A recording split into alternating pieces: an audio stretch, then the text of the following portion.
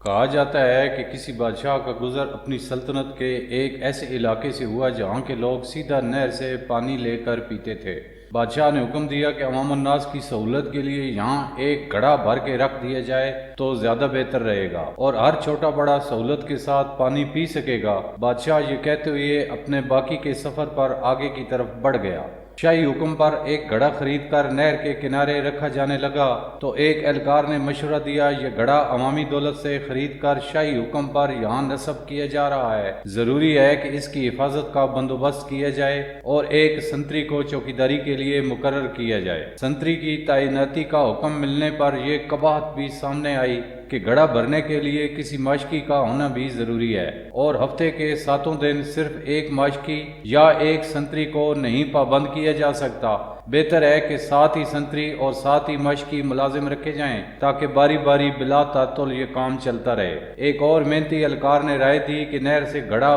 بھرا ہوا اٹھا کر لانا نہ تو ماشکی کا کام بنتا ہے اور نہ ہی سنتری کا۔ اس محنت طلب کام کے لیے 7 بردار بھی رکھے جائیں جو باری باری روزانہ بھرے ہوئے گھڑے کو اٹھا کر لائیں اور اچھے طریقے سے ڈھکنا لگا کر بند کر کے رکھیں۔ ایک اور دور اندیش مصاحب نے مشورہ دیا کہ اتنے لوگوں کو رکھ کر کام کو منظم طریقے سے چلانے کے لیے ان سب اہلکاروں کا حساب کتاب اور تنخواہوں کا نظام چلانے کے لیے منشی محاسب رکھنا ضروری ہوں گے، اکاؤنٹنگ کا ادارہ بنانا ہوگا، اکاؤنٹنٹ متعین کرنا ہوں گے۔ ایک اور ذو فہم فراست اہلکار نے مشورہ دیا کہ یہ اسی صورت ہی یقینی بنایا جا سکتا ہے کہ ہر کام اچھے طریقے سے چل رہا ہو تو ان سارے مشقیوں، سنتریوں اور بار برداروں سے بہتر طریقے سے کام لینے کے لیے ایک ذاتی معاملات کا ایک شعبہ قائم کرنا پڑے گا۔ ایک اور مشورہ آیا کہ یہ سب کچھ ٹھیک ہو رہا ہے مگر ملازمین کے درمیان میں لڑائی جھگڑا یا کوئی زیادتی ہو جاتی ہے تو ان کا تصفیہ اور ان کے درمیان صلح صفائی کون کرے گا تاکہ کام بلا تعطل چلتا رہے۔ اس لیے میری رائے میں خلاف ورزی کرنے والوں اور اختلاف کرنے والوں کی تفتیش کے لیے ایک قانونی امور کا محکمہ قائم کیا جانا چاہیے۔ ان سارے محکموں کی انشاء کے بعد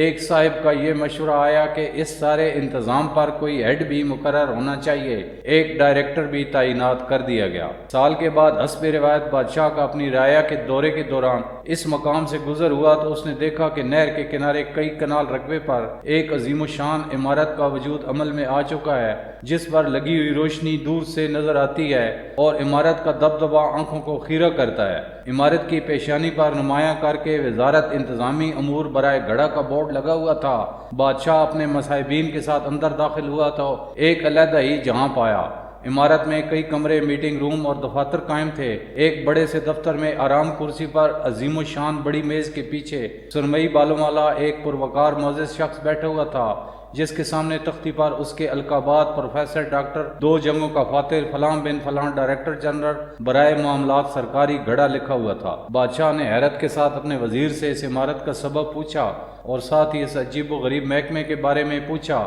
جس کا اس نے اپنی زندگی میں کبھی نام نہیں سنا تھا۔ بادشاہ کے وزیر نے جواب دیا، حضور والا، یہ سب کچھ آپ ہی کے حکم پر تو ہوا ہے جو آپ نے پچھلے سال عوام الناس کی فلاح اور آسانی کے لیے یہاں پر گھڑا نصب کرنے کا حکم دیا تھا۔ بادشاہ مزید حیرت کے ساتھ باہر نکل کر اس گھڑے کو دیکھنے گیا جس کو لگانے کا اس نے حکم دیا تھا۔ بادشاہ نے دیکھا کہ گھڑا نہ صرف خالی اور ٹوٹا ہوا ہے بلکہ اس کے اندر ایک مرا ہوا پرندہ بھی پڑا ہوا ہے۔ گھڑے کے اطراف میں بے شمار لوگ آرام کرتے اور سوتے ہوئے پڑے ہیں اور سامنے ایک بڑا بورڈ لگا ہوا ہے جس پر لکھا ہے، گھڑے کی مرمت اور بحالی کے لیے اپنے عطیات جمع کرائیں من جانب وزارت انتظامی امور برائے گھڑا۔